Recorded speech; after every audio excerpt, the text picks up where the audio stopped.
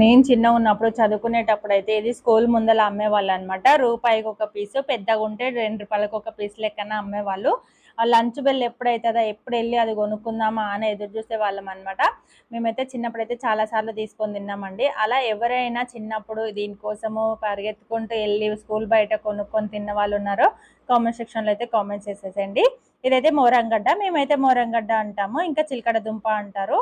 ఇంకా మీ సైడ్ ఏమంటారో కామెంట్ సెక్షన్లో అయితే కామెంట్ చేసేయండి. ఇప్పుడైతే ఇది ఎలా ఉడకబెట్టుకోవాలి అనేది నేను సింపుల్గా చూపించేస్తాను, చూసేయండి. దీన్ని మొత్తం మంచిగా నీట్గా కడుక్కొని తర్వాత దీంట్లో వాటర్ వేసేసుకోవాలండి. కొంతమంది సాల్ట్ వేస్తారనమాట. అలా సాల్ట్ వేయకుండా కొంచెం బెల్లం అయితే వేసుకోండి, చాలా బాగుంటుంది అనమాట టేస్ట్. ఇదైతే పెద్ద బెల్లం పీసులు దొరుకుతుంది కదా, అదైతే అస్సలు తీసుకోవద్దు అనమాట, దాంట్లో కెమికల్ ఎక్కువగా కలుస్తుంది. ఇదైతే చిన్న చిన్న ముద్దలుగా దొరుకుతుంది అనమాట. ముద్ద బెల్లం అంటే ఇస్తారు, చిన్న చిన్న ముద్దలు ఉంటుంది. ఇది తీసుకొని కొంచెం బెల్లం అయితే తురిమి వేసేసుకున్నాను. తర్వాత విజిల్ పెట్టేసుకొని హై ఫ్లేమ్లో 2 నిమిషాలు, లో ఫ్లేమ్లో 2 నిమిషాలు, మొత్తం 4 నిమిషాలు పెట్టేసుకుంటే మంచిగా సాఫ్ట్గా ఉడికిపోతాయండి. విజిల్ అయితే అస్సలు రావద్దు అనమాట, ఒక్క విజిల్ కూడా రావాల్సిన అవసరం లేదు. జస్ట్ 4 మినిట్స్ అలా పెట్టేసుకున్న తర్వాత తీసేసుకోండి.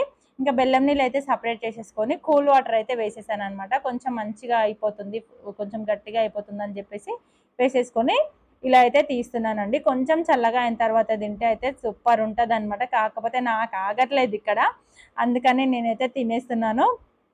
టేస్ట్ అయితే చాలా బాగుంది. మీకు ఎలా అనిపించిందో కామెంట్ సెక్షన్లో కామెంట్ చేసేయండి.